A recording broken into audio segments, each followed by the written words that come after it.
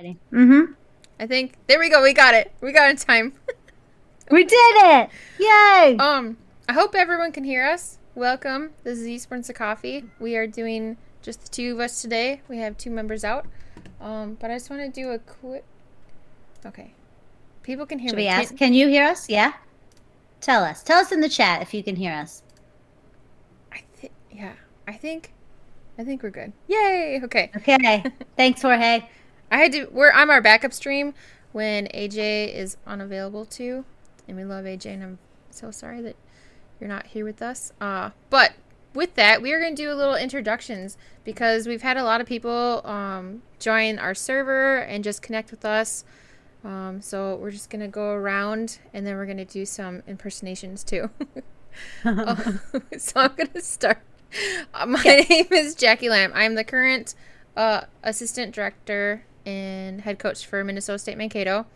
I'm a co-founder of Esports and Coffee. I have been on the advisory board for Queer Women of Esports, and I'm a current mentor. And I'm also a mentor for WIGI, which is Women in Games International, and a past mentee for their Get in the Game program. And I think it's important to name all that stuff.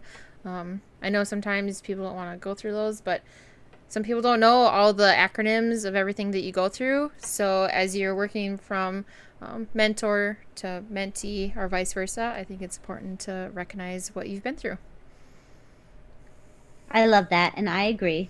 I'm Sari Peitlin. I'm the director of esports with Full Sail University, based here in Orlando, Florida. It's extremely hot here. I also am part of the mentorship program for Queer Women of Esports. I serve as a mentor. I will always say it's one of the best mentorship programs out there. So anybody looking to get involved, it's a great way to be an ally for that community. I am a mentor in the Women in Games International mentorship program. I serve on the advisory board for the Gamehers. I don't know. I'm on the advisory board for COPE, Coalition of Parents in Esports. There's a bunch of really great things out there in general, great ways to get involved. We have two people that are not with us that I'm going to do my best to do an impression of. Okay. Hey guys! Hi.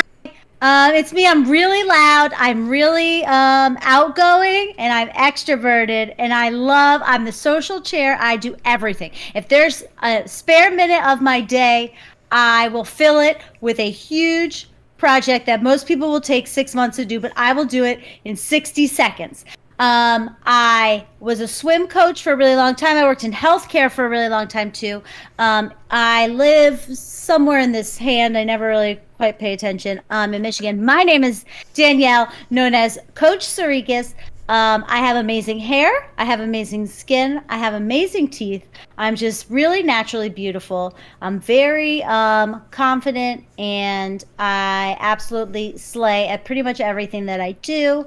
I was the first runner up for Coach of the Year for the Gamehers Awards because I am an actual badass and I do so many things. Currently, I am taking my MBA program because that's just something I do with all of my spare time.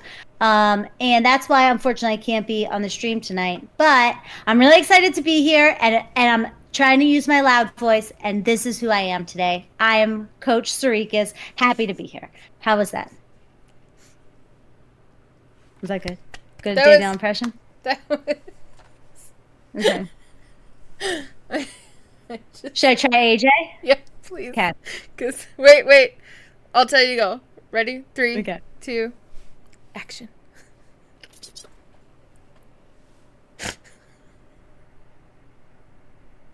I'm AJ. I love laughing. I laugh at everything. I find everything really funny. But also, if it's not funny enough, then I always know how to kind of add a little addition to any joke to make it that much funnier. Pokemon. I love McFlurries at McDonald's, but only the good kind of McFlurries at McDonald's, and only when the ice cream machine is working.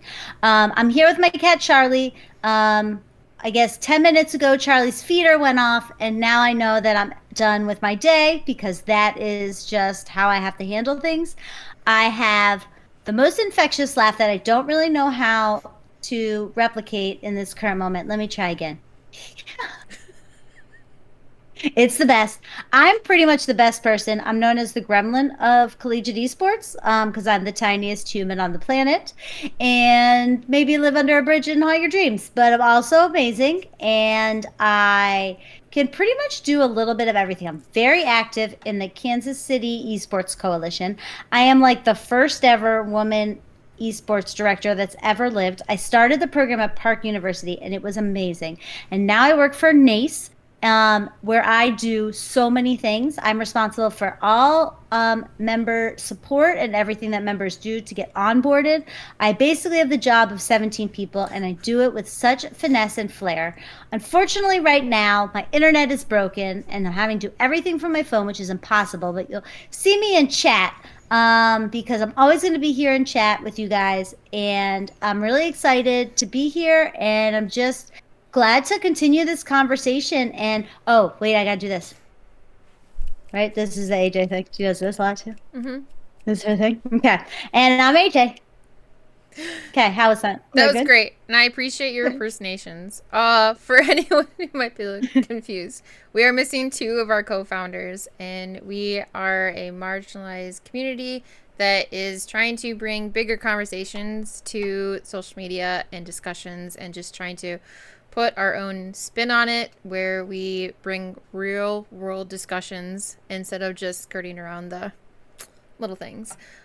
So even though we still might do that sometimes, I think we are always on a do better campaign for the last year. That is what we have really been trying to produce. And I think it's really caught on. So we're going to talk about that a little bit today. But okay, so reminder, we have our Discord. It was AJ approved. Nice. If you're not part of the Discord yet, please join. We welcome everyone in there. We have multiple topics throughout the week that we discuss, and we love conversations. We sure do. Lot of things to talk about today. We're gonna start by kicking it off that we have some celebrating to do. And if you follow us on Twitter and saw the announcement, you'll know that there's some celebrating to do. But one of the head baristas with Esports and Coffee has a big announcement. I don't know who. Jackie, do you wanna maybe talk about this? I will after I get my headset plugged in because it's gonna die. Okay. I'm good. Plugging in the headset is important. Yes, so the announcement is actually for me. Yay. I've officially submitted my resignation letter for Minnesota State Mankato, and that was actually really hard. When deciding to pursue a new job, it's always hard to, do I put 2 weeks in? Do I just leave? I'm always on the chapter of you should leave on a good bridge and not burning a bridge. And I tried to do that. I am currently doing that with my current position. I love my position, but I'm moving to the high school and middle school space.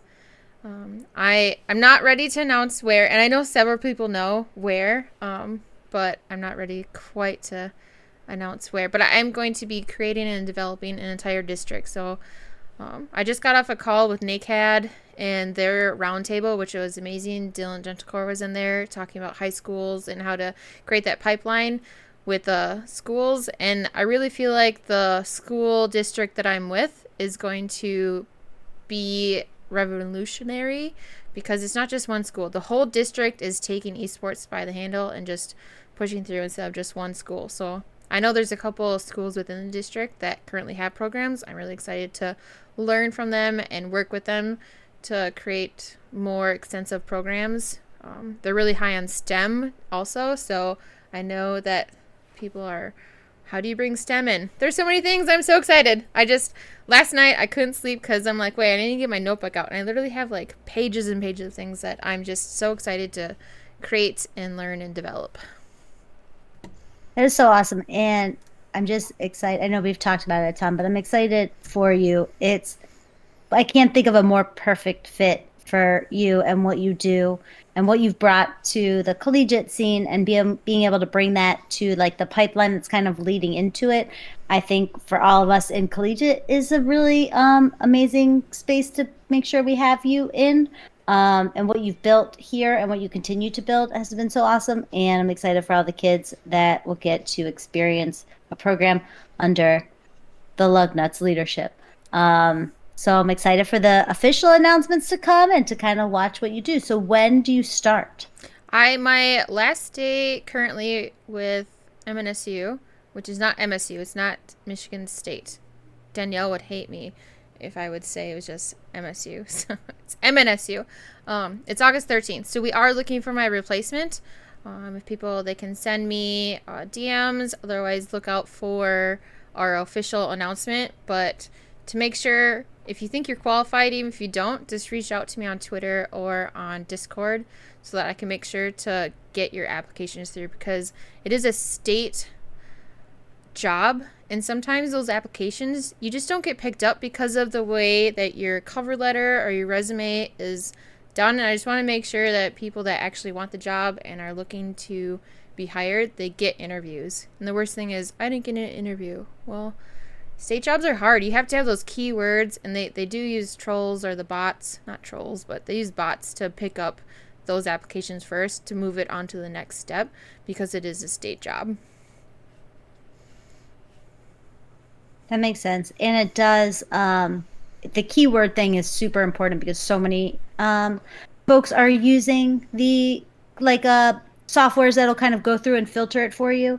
So know that in Esports and Coffee, we're always here to review any resumes or look through anything it is that you want. A lot of us have done hiring, and so we know what the keywords are and the buzzwords are that people will be looking for. So we're always happy to help in that regards. And in those things, I guess, to sum that all up, definitely get your resume situated with keywords and buzzwords and any jobs that you're looking for. If you can find a human as well to kind of double up in the system, that's always a good thing too. Nothing is foolproof, so that's good. Well, it's exciting, Jackie. Thank you. I'm excited for you. I'm so excited. I've already set up meetings with a lot of my connections that, even though I haven't started yet, I'm like, okay, so my start date's this day.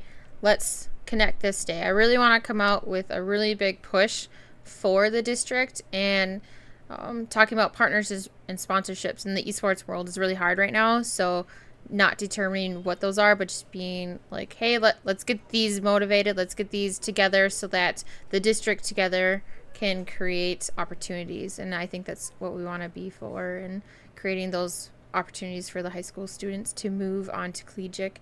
And Karen Ruggles, I'm going to point you out because she put a little seed in my brain about the foster system and how creating opportunities for them in a different way. And the group that I'm working with, they are from an underprivileged community, and they don't have the same opportunities that other schools have. So I definitely want to create those, and getting the connections of the pipeline.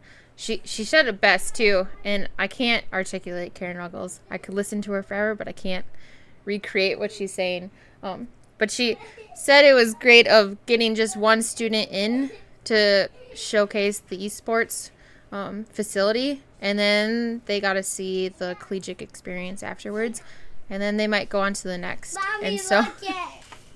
I got color on me. See? Show us, Caroline. Let me see. On my leg. you got coloring like this. Let me see. People let me want to see. see you. Come here. Come here, Wanna Caroline. come say hi. She's got tattoos Come just here. like mommy. Yeah, Come here, tiny Jackie. Hi, tiny Jackie. I got that. Oh, so cool. Those are awesome. I love them. Can you wave? I like your glasses too. She's my mini me. Yes. I Yeah. have to lay on you. Okay. Let's lay on you. Let her lay on you. Ah! She can be Here. the You're Danielle gonna and make AJ my replacement. legs. Yes. But just getting back to Karen Ruggles said it very well of how you just want them into your facility, and then get them excited for the other opportunities that a school might be able to provide. I love that. That's all. This is such a good angle too that I think not a lot of people are thinking of, but we know K-Rug always thinking. Also, I will say what I love about Jackie's kids is both of Jackie's kids. It looks like you just like took the Photoshop tool and cut out Jackie's face and then put it on two really tiny people. It's the exact same face, and it's amazing, and I love it. I also just want to state this is how my work-life balance works. So I have dedicated time for esports and coffee right now, but I really want to hang out with my kids.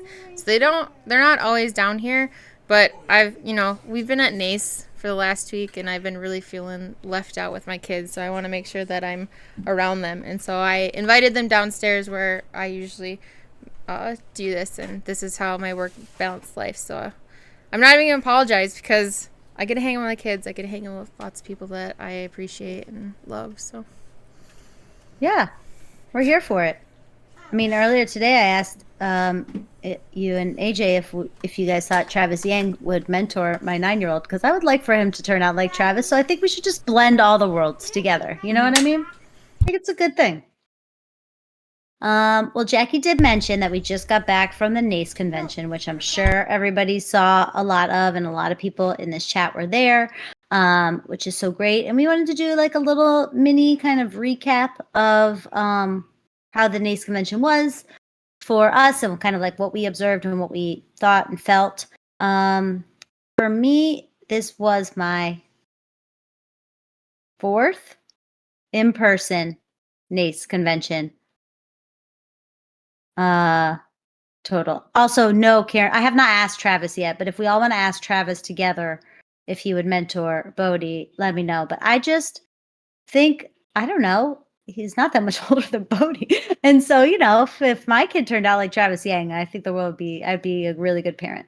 But yeah, so NACE convention was awesome. Had a really great time. Obviously, a lot to do. A lot of folks in here are on NACE, are in committees, are on the convention planning committee. A ton of work went into it. For those of us that have kind of been talking after the fact, I do think we kick it off by the main theme, I think, through this all is everything this year just felt different. To me, it felt really, not that it's been negative or bad in the past, but globally, the vibe was different. It was very uplifting. It was incredibly supportive. It was really positive. There was a lot of really good and in-depth conversations. There was a lot less maybe bickering that had existed in the past. And yes, I 100% think it's all due to Karen Ruggles being in attendance. It's kind of crazy how that works out. It's like amazing the impact that has. But it's also like made me feel really good about our industry and the way that we've evolved and the way that things have progressed. Tons of different types of programs, all equally represented throughout the convention, is really what I think to kick it off or to start it off was really what set the tone. I think globally we all know and understand that there is no one size fits all in esports. There's no program that's like this is how every program should be. Every school is different. Every university is different, which is why when you're picking who you're going to consider for continuing education or higher education, you pick the school that's right for you. And that could be based on location. It could be based on what they're offering. It could be based on what their focus and foundation is, how their community behaves and involved. And the same, because those universities and colleges are also distinct, all the programs should be as well, because they should be indicative of the university's culture and what they have. And the thing I loved so much about this year was seeing and hearing from all different types of people and the types of programs that they do have and how they've been able to find success. Those that are heavy-handed in competition, it was great to have them there and hear how they're kind of killing it as they're running all around the country. Those that have a real strong student community and student services focus had some significant and awesome insight into how we can kind of continue to evolve that conversation. We're leaning heavily into academics and not only degrees in esports, but really the focus on how all degrees can kind of relate to esports and what those really look like. We had really good conversations on kind of battling through red tape at your institution and what are some ways that you can get workarounds if you're not feeling or hearing from things that should be. Great discussion on legislation, just really great overall. But in general, it was, it feels as though the tides are really, I don't want to say turning because it makes it sound like they're turning from a bad place, but we've really evolved as an industry. The collegiate esports space has, and it just feels it felt very uplifting, I guess, and supportive. I don't know if you felt the same thing. I know we've talked a bit about it. I do, and I keep saying this too. I feel like collegiate esports is kind of in that tween stage where we're out of the infancy. We're not quite to teens. We're still trying to develop who we are, and we're not going to get there yet. But we're kind of just dipping our toes, and so we're at the higher end of tweens and moving into the teenage scene. And some of the things I really liked was the roundtables. I know we talked about this at last convention, and that's what started the conversation of creating committees so that we could have a convention where there were more members involved and more voices. And shout out to the NACE office staff again. I can't commend them enough because they worked so hard. If you didn't get to talk to people enough, it's probably because they're running around trying to fix something or just put out a fire, not start a fire.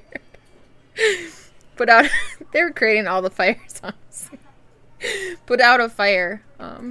But so one of the last roundtables that I went to was with Alyssa and Adam, and it was about coaching. And they decided on their own, which was great, but they decided to host the roundtable differently. So instead of the entire group talking, they had us first create groups of 3.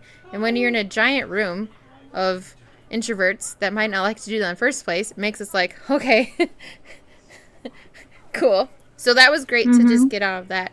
And then they had 3-minute conversations. Then they brought it back and brought it back to the entire group. And I just love their format for their roundtable. It's just very unique compared to just everyone talking. But everyone had a voice in that roundtable because you were talking to 3 people only, and then you brought it out to the whole.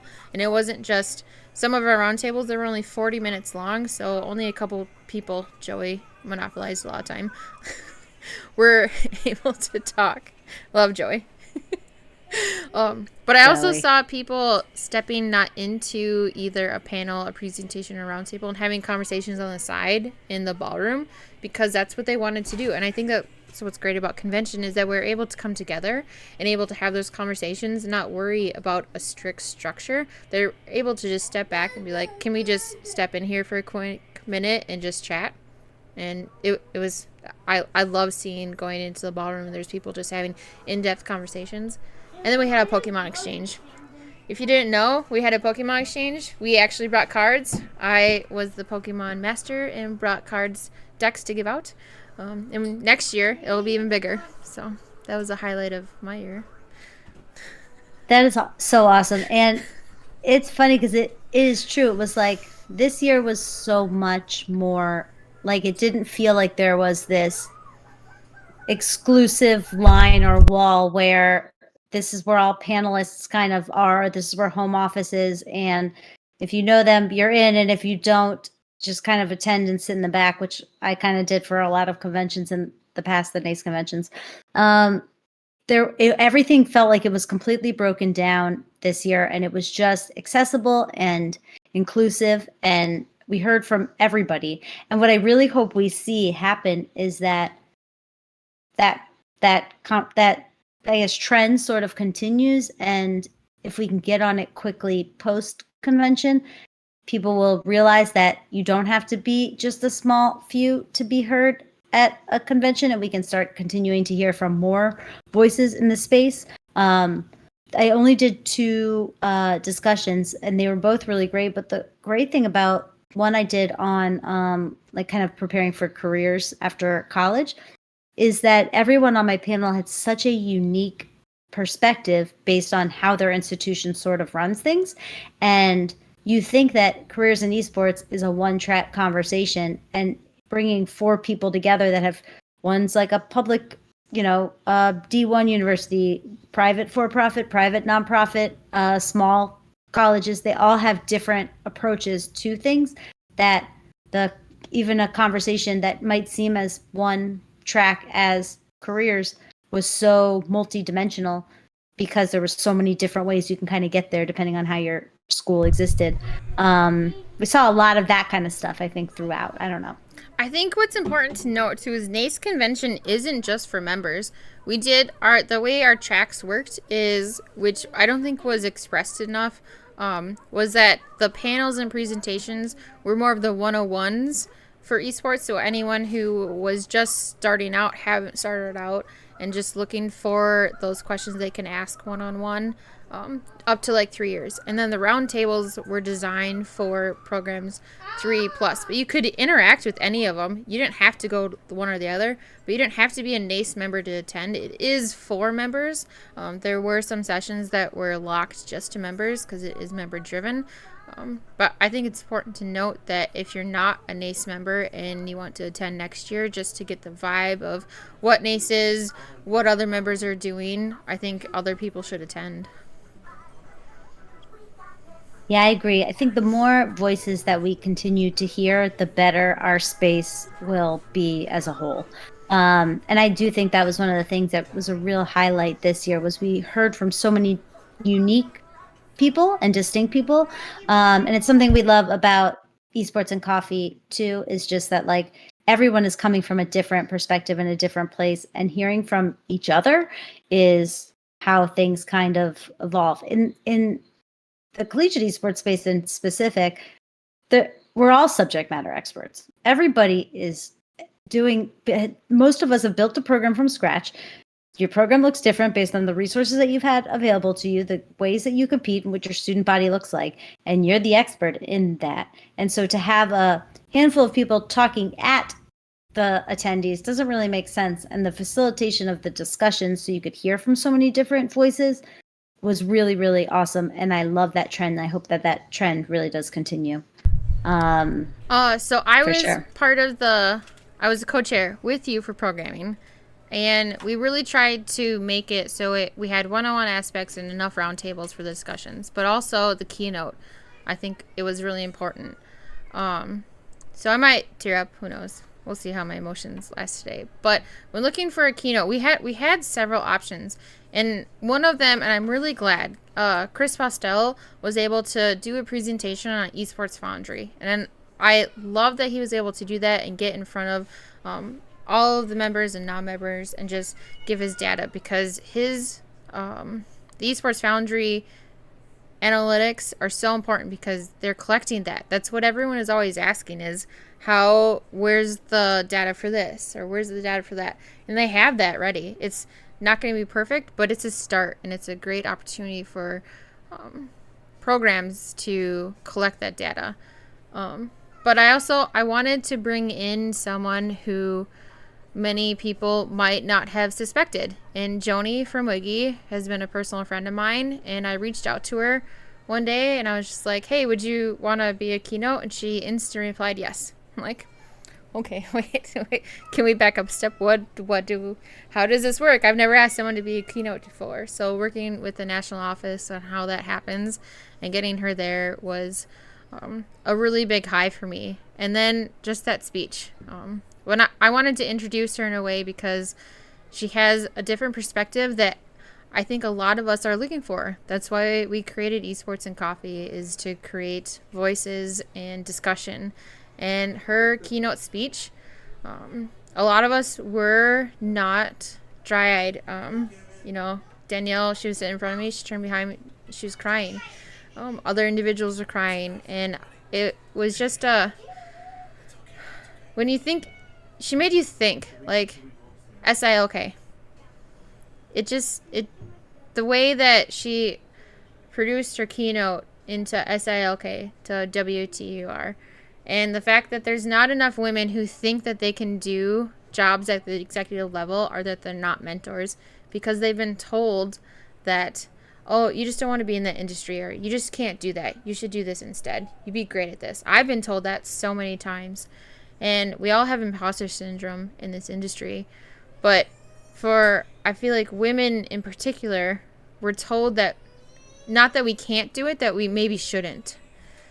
And that her keynote really hit on that for me personally. And it was just, I won't ever forget it. I won't.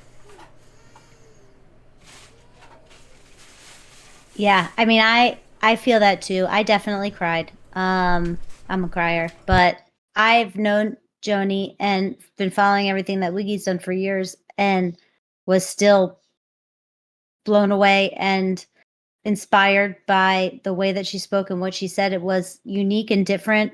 She's got an amazing perspective that I think is really helpful. And it really ties back through to the ongoing conversation that everybody always wants to have, which is how do I get more women in my program? And people think it's as simple as I put a picture of a lady on our website and I, said we are supporting everybody. But it's more than that. And it requires work on everyone's parts and every side. And I think the thing that she said that really like rang true to me was the concept of like, even if no one's ever flat out told you, you can't do this, there's these little things that happen in every conversation that get in your head and that really lead you to that point. And that there's something that she said that I thought of while she was talking that happens to me frequently, and I'm sure happens to a lot of people in this room, is that I'm always in meetings when I go to meetings, large groups. I'm the note taker. I'm the meeting setter upper.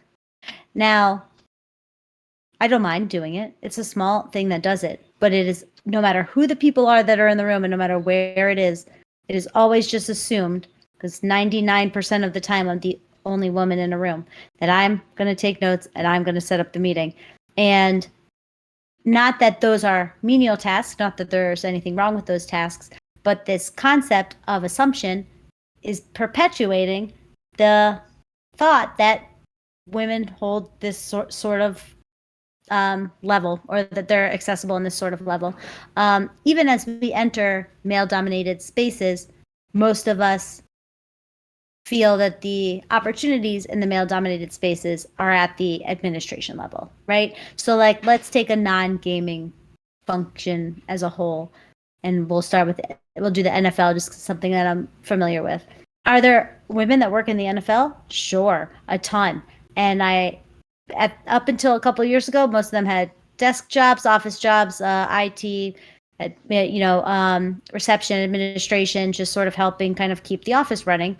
So yes, they work in sports, but they do so in a job and in a pathway that has been predetermined as something that's accessible for women. And unfortunately, in esports, you kind of see that as well. A lot of women or female students that'll be like the team manager or the coordinator or the helper or the supporter, but they're also heavy in competition and they're also heavy in leadership and they're also heavy in content creation.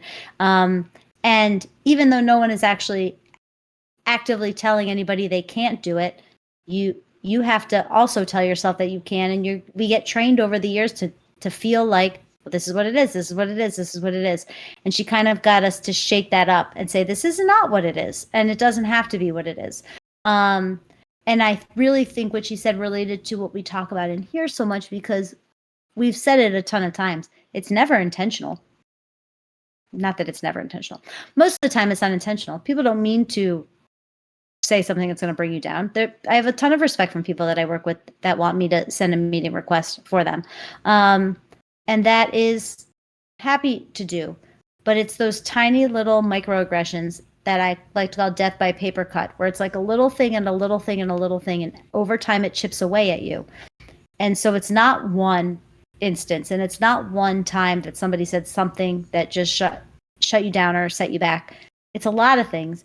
And what Joni really rang true for me in that keynote was that it's baby steps. You got to keep going. You just got to keep moving forward and making progress and convincing yourself and working on it. And it's not instant, and you can do it, and you keep plugging away and you keep plowing through. And it resonated with so many people in that room for so many different reasons. Karen had brought something up to me, which I appreciated, because I also got emotional. I know AJ got emotional. Jackie got emotional. And the thing that Karen brought up to me about getting emotional was, it's good for people to see that we're emotional. It's good for people to know that what she's saying is relatable, because the people in the room that have not had to deal with that or have not gone through that, to them, they might not understand how serious and how impactful what she's saying really is. And by her sparking emotion from so many people in that room, she showed not only is it a problem, but the people sitting at your table are feeling it, and they were part of that as well. I So think that was really it was a insightful to standing me. ovation too, and it didn't start with the whole room lifting up. Like, I really wanted to stand up, and I didn't know if I could, and so Karen was sitting in front of me, and Danielle was sitting in front of me, and right after she finished, they both stand up, start clapping. I'm like, I'm right there with you. I don't know if I could have done that if I didn't see those two standing in front of me clapping too. But once we stood up, I just knew together, like, and I didn't even know who was behind me. I didn't care. I was not going to stop until that whole room stood up. And it took a little bit. Some people were just like, and then some more. And then it just really came out. It's like, we're not stopping until this whole room stands up and acknowledges what everyone always asks. How do I get more women into gaming and esports? This is how. And we just had a great speaker that provided you opportunities to that. And I love that everyone did. And it wasn't one of those moments where only a couple people stood up. The entire room acknowledged it. And I know Joni got emotional afterwards. I know people came up and spoke to her. But that's what you like to see in keynotes, is that they provide that emotional experience for you, that it hits and it resonates, and that it's not just I'm going to troll on Twitter because I already know what this person's talking about. I doubt anyone in that room wasn't listening. They heard it and they listened. And I agree. She was great. I mean, I would recommend her message should be heard by as many people as possible. So if you're involved in any conferences or conventions or future conversations, she has a reasonable speaking fee, and I think she would love to be considered for any of those opportunities. And I think your communities will be better for it. The social media posts afterwards also were very positive. I think compared to other conventions, I don't have any statistics, but I'm just going to say that we had the most positive feedback from keynotes and NACE in general, just because that's the year that I was involved with it. But just the social media interactions too were great. And I think that brings up into the next topic, is just social media. So we missed out on a lot over the past week, but there was one company that brought up what we've all been waiting for. Most of us have seen it and are just waiting for the news to drop, and that's with C-Lao and C-Val. And then Campus Clutch with Red Bull. They dropped some news that was just a little concerning to a lot of collegiate programs. For the U.S. specifically, you can't have international players on your team. But for Canada, because I'm getting this from tweets, so I personally haven't read it, and I am relying on those tweets. But from the Canada perspective, is that you can have international students, but you can also have 5 players from 5 different schools. So it's interesting because we are pretty, I guess, close to Red Bull. We've hosted a couple of their events on our campus. And last year when they put together Campus Clutch, they, through our, I don't know if you call it a partnership, but through our partnership with them, they asked us to sign a team up, promote the event, and they really wanted us to host it. And I was very honest so their relationship is done through a different department on our campus. So I'm not the primary point of contact, but I'm involved when they do esports things, because Red Bull does a bunch of stuff with us, not esports. And I said, we cannot host this event, and I will not promote the event on our social channels, because it does not follow the spirit of collegiate esports competition, and this is supposed to be a collegiate esports tournament. And last year, that issue primarily was students did not have to be from the same school to compete. And that's not how collegiate esports works. So the biggest, if I boil it all down, the biggest concern that I had from that rule from last year is we are all fighting tirelessly every day to on the validity of the collegiate esports space, right? Like we're still battling the acceptance and the validity of what it is that we're doing, and we're improving every day, and we're doing things every day. To just sort of come in with a huge national brand and say, you don't have to be from the same school, you just have to be in college. Well, no, we've been building collegiate esports up to this point, and that is not how it works. So because of that, that was the main reason I stepped aside. But then I said, but last year, international students, I'm pretty sure, were able to participate. I don't think that was a rule last year.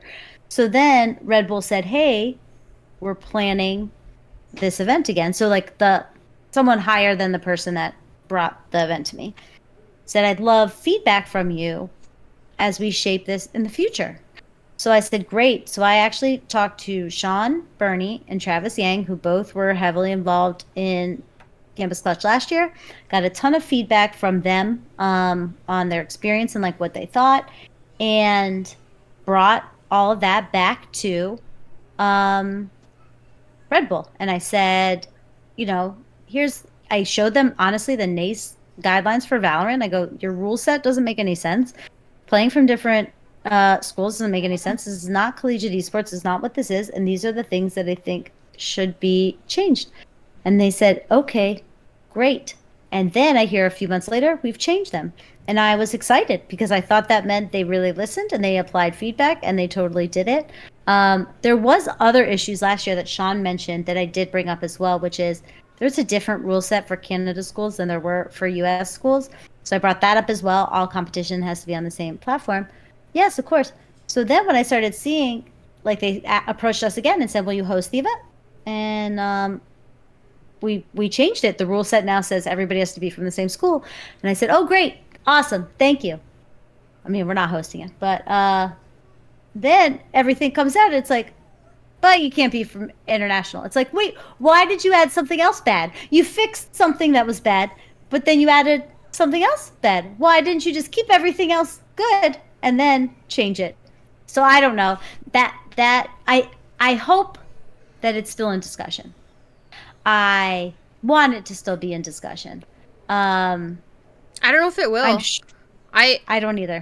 So I read Clerky's tweet where he screenshotted discussions, and at the end he blocked out who it was from, but said thank you for your input, we appreciate it, we blah blah blah blah, we'll consider this for next year.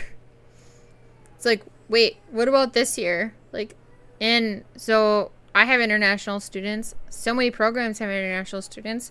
It's like, are you supposed to submit a roster that isn't your varsity roster into this Campus Clutch, and then have a second roster for your main? That's almost as bad as having a couple subs that never gonna play, but then just putting them in there just because that they can. Sub save lives. I'm a huge favorite of Butler, Nathan Duke, for that. But at the same time, it's like, if you're going to split your team that way, so that only one team is going to play for this one tournament and the rest are going to play for the rest of the league, how many players do you have to have for that then? 14 for one varsity title? That doesn't make sense. And then for the Canada ruling too, that you can have 5 players from 5 different schools, who's keeping track of their eligibility? One of the discussions for the roundtables on NACE was eligibility. And Kevin Palmer brought up, how is NACE going to combat eligibility and at the end of playoffs? And I think it's up to us as directors to do more than just a before and after check. We need to do rolling checks where we're keeping on top of our students, that they're progressing through their classes, that they're staying on top of it. If they're not, how can we provide them access to support and resources so that they're passing their classes? Because they're there for education. If they fail their classes, that's money wasted. Why are they even there?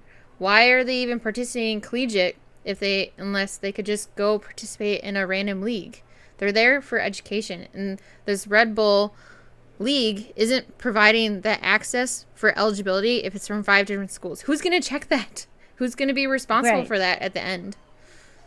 Well, and I guess that did happen last year to a Canada team. They had someone play all the way up until the finals that wasn't eligible. And then at the last minute, that person wasn't eligible. Like someone else came in and it's just, it's a mess. It bothers me because like you wouldn't go through and say like, hey, hey ESPN, I'm at Dallas Cowboy Stadium and I have a football game happening between like top players ever, and here's what they're doing, and I want all the publicity, I want all the TV rights, and I want all the things. No, there's a system and there's a league in it, and to me, I just feel like there's an industry that exists that we're all building together ourselves, and we work really hard at making that progress. And to have national brands come in and kind of stomp on what we're doing and just sort of make their own, this is what it is now, is bothersome. I don't know. It's It shows feels a like it's complete, in the wrong way. yeah, Like like it feels like you're just trying to get the college students because that's your target demographic for people who drink Red Bull, but you didn't bother to learn anything about what their industry is like or what their world is like. So I think guess. eFuse is doing a good job on their content creator tournaments. They don't make them specific for one party, or if they do, they heavily make it specific for one group. Like Collegiate with CCL, CRL, CCA, and that platform just got transitioned to eArena. But then they also have a lot of other tournaments that are specifically for groups that just want to come together. It's sponsored by an influencer or a party, and then anyone can enter, or you have to qualify for it. So why people can enter those. Red Bull, I don't know what you're thinking, but the collegiate space is changing, and you're way behind already. We're past that. You need to update it, and people are frustrated in social media. I'm not heavy on cancel culture, but I feel like colleges shouldn't participate in it if this is the way the rules are going to be. If they're just going to roll over and participate, there's not going to be a change. If no one participates in it, it's going to fail. And no one wants that, but at the same time, so many people have so many issues with it at the start, then don't participate. It's not an ideal situation, but if you participate, then you're just saying, I don't like your rules, but I guess I'll figure it out.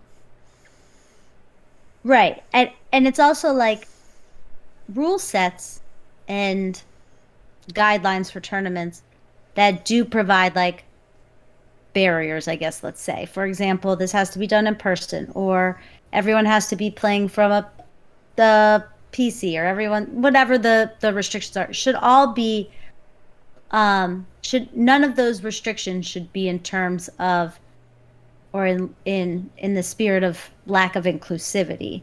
And so if you can't figure out how to do a tournament that allows for international students to play, then you don't have a tournament, and you need to figure out how to redo that, because international students studying in the US is a huge, and studying everywhere, I mean, this is worldwide, is a huge component of the education system, and being able to learn from each other. And if you have a US only tournament, then you've got some more work to do before you can roll out your tournament. And it just kind of feels like they're riding on the backs of an industry with a huge following without working hard enough to try and respect what that industry stands for and what that industry means. I just want to touch on where he said that it was because of tax laws, and I saw that too. Yeah. And it's not. Like, there's so many ways you can provide it just to the school. I've seen so many tweets of, and of course, Clerky comes up because he had an NAI check.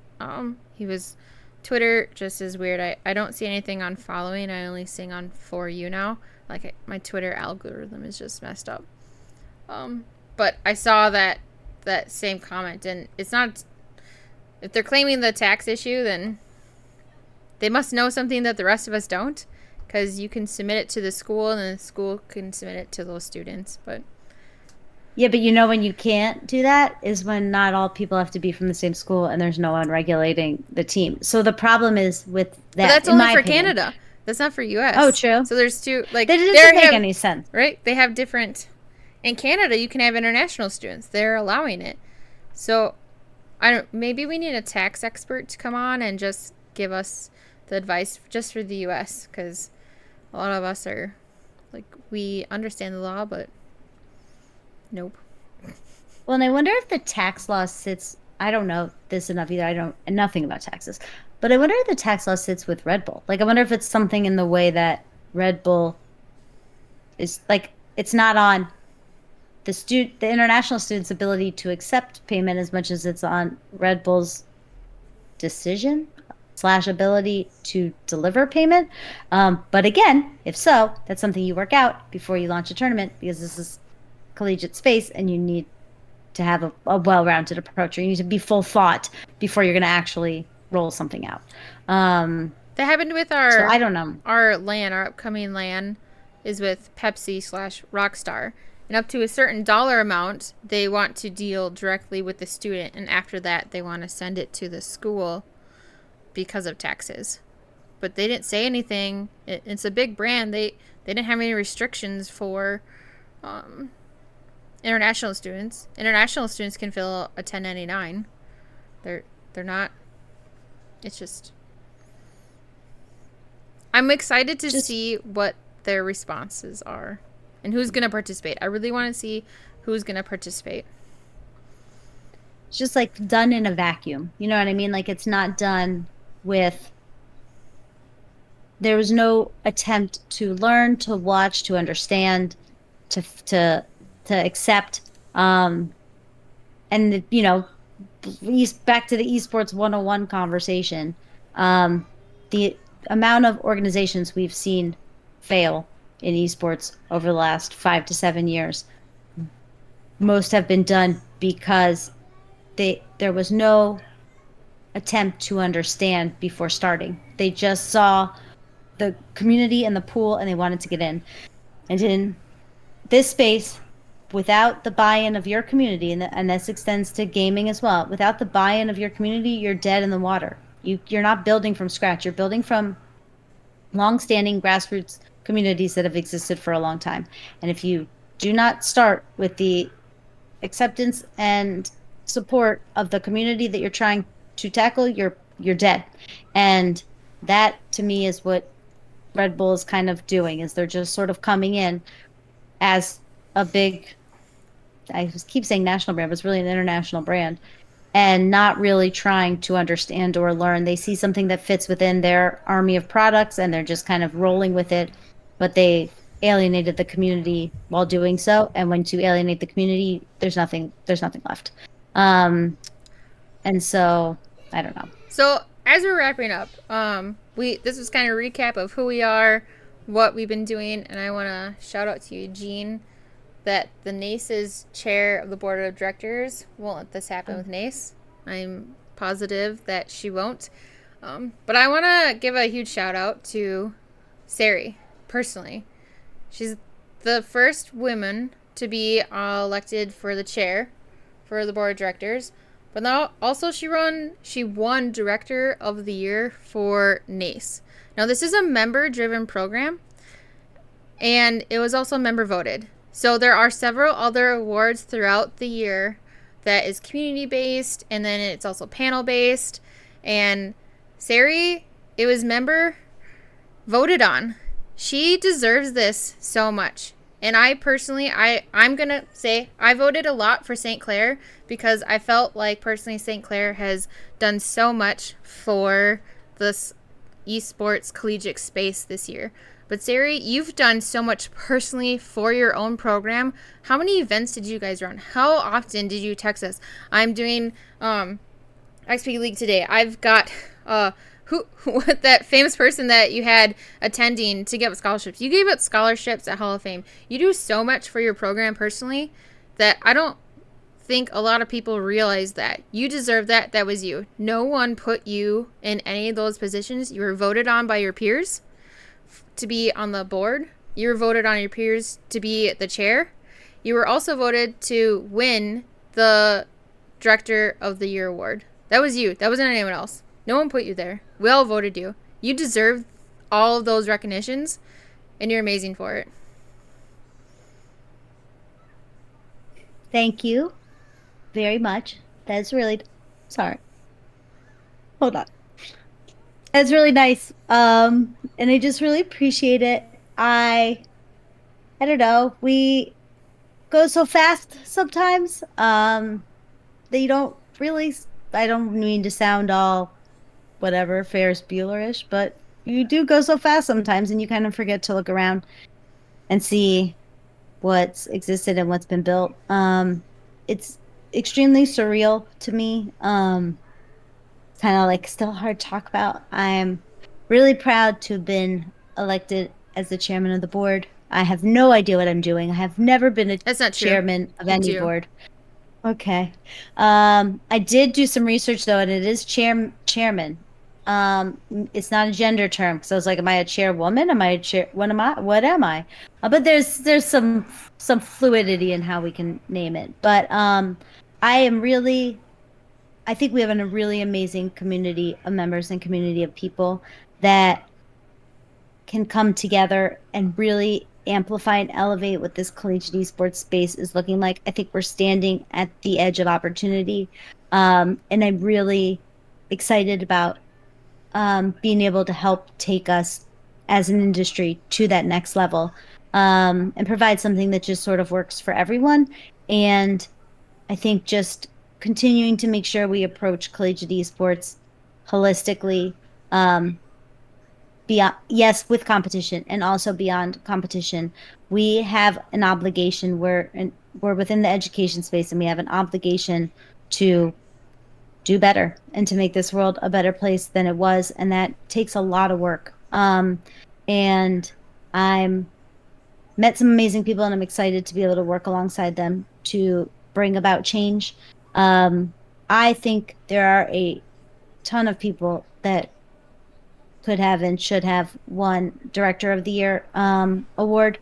I'm honored that I was selected. I'm only the product of a huge and amazing support system, both at Full Sail, my family, my friends, everybody here, and otherwise. So I almost feel like I'm a representative of something great, maybe community wide, but I'm really proud to be a part of it. It's it's a little uncomfortable, It but is. I'm getting comfortable with it. I'm trying to. I just But I'm wa- excited to I get want to to work. say too that when we first started, you wanted to be behind the scenes on Esports Coffee. You could run things. You didn't want to talk so much. And once we turn the camera on and start talking, never once have you like I'm pretty blunt with my uh, conversation, and my answers are kind of short. You've never once been like that. You've always just opened up so much that after your conversations are done, I literally just want a mic drop because of what you say and how impactful your words are for the industry. You're truly, you've expanded so much this past year. Last convention, I remember I said your name wrong. You were sitting in a corner and then you joined the conversation. But I didn't know who you were. This past year, I know who you were. More of the esports community, collegiate esports community, knows who you are because of what you've done, and your voice has just been expanding so much. You reach out on social media to so many people. You reach out onto the Discord communities. You're here with us every other week, and the conversations that you're having, and your voice is just so powerful. You really are. You just speak so eloquently, and you really bring an impact to me, how I want to be. I don't want to say when I grow up because you're not that much older than me. But when little kids grow up, I hope they strive to be you. Okay, so I'm Thank gonna please join us on Discord. Here's our Discord link. Join the conversation. I really hope everyone had a great conversation with us. Continue it on Discord, on Twitter. We're going to have some new initiatives coming through with our social media campaigns. And I really hope that this next year, our 1-year anniversary is coming up in October. And I just know that we have some really big things coming up. All right. Where's AJ when you need her? I know. Well, thank you guys all for being a part of our community, and for hanging with us and sticking with us and keeping everything going in Discord. But I believe in the words of my friend AJ, are we all out of coffee? I think we are. All out of coffee. So this is us saying good night. Bye, friends. Bye.